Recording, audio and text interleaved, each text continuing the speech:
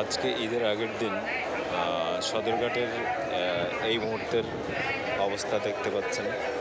মানে যাত্রীর চাপ অতটা নাই। আ হয়তো অনেকে চলে গেছে অথবা বৃষ্টির কারণে। জানি না কেন।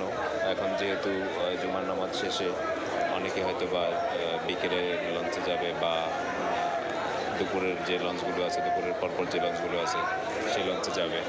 বিভিন্ন মানুষ বিভিন্ন গন্তব্যে পৌঁছাবে।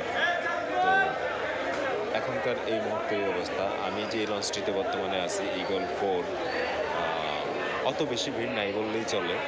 মানে এর আগে আমরা মানে এই সংবাদ মাধ্যম বা বিভিন্ন ভিডিওতে যেভাবে দেখেছি, মানে ওইরকম ভিড় কিন্তু ছিল না। এই যে দেখেন পল্টনের এই পাশটা দেখেন, মানে চাঁদপুরের লঞ্চগুলি যেই ঘাটে থাকে লালকুঠি ঘাট, সেই লালকুঠি ঘাটের এদিকে ওই পাশটায় যে পাশটা খালি দেখা যাচ্ছে, লোকজন নাই তেমন।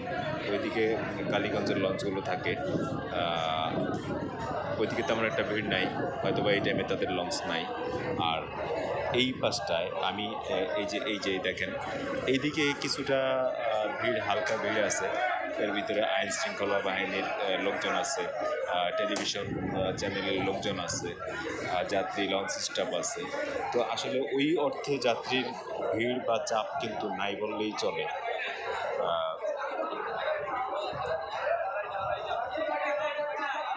এর আগে আমরা যতটা ভিড় দেখেছি ভিডিওতে, বিভিন্ন সংবাদ মাধ্যমে, ওইরকম ভিড় কিন্তু আজকে এই সময়ে এসে আমি অন্তত দেখতে পাইনি। গুড়ি গুড়ি বৃষ্টি পড়ছে, একটু আগেও বৃষ্টি ছিল, এখন ওই অর্থে ভিড় নাই। তো এই যে চাঁদপুরের লঞ্চে লোকজন উঠতেছে, এই লঞ্চটা কয়টায় ছাড়বে?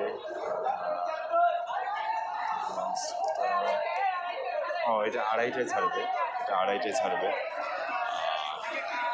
দুপুর 2:30টায় ছাড়বে আর কি এই লঞ্চটা। এখন 2:15টার কাছাকাছি, কিছুক্ষণ পরে এই লঞ্চটা ছাড়বে, যাত্রীরা উঠতেছে। তো লঞ্চে কিন্তু ওইভাবে ভিড় নাই।